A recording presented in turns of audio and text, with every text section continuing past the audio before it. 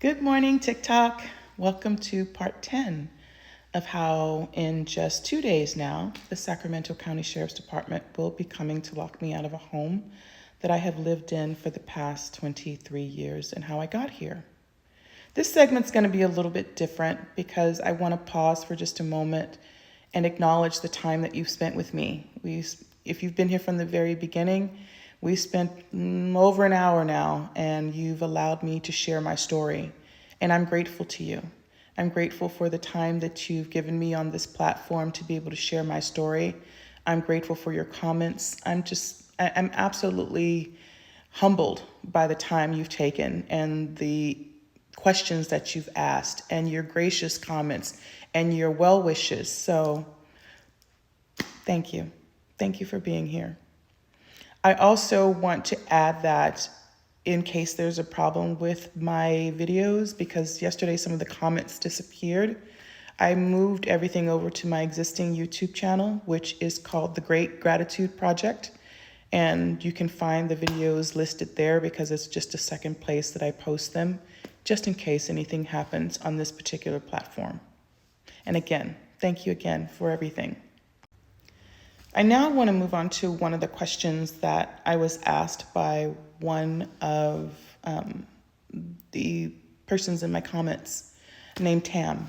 And Tam asked a great question about why don't you just short sell and move forward, And the answer to that question, and as I answered Tam, I've never been one to just walk away from something I see as unjust.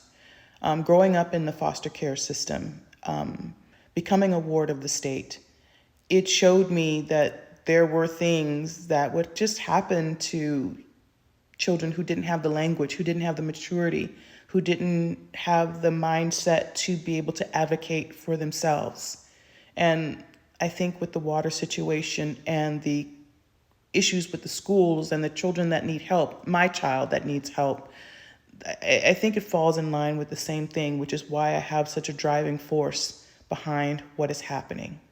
And so the second piece of that question or answer is that when I purchased this home in 2002, it was never meant to be my home.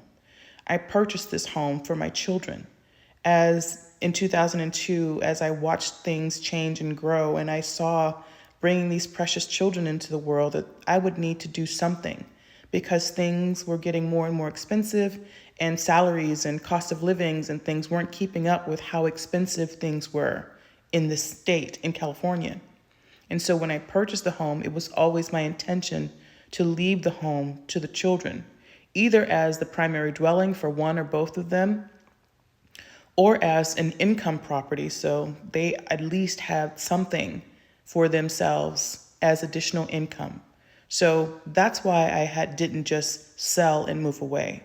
I believe those that are responsible for creating this issue needs to take accountability, correct the problem, and let's move forward besides trying to mask it, besides trying to push me out of being able to speak about the issues that are occurring within the community.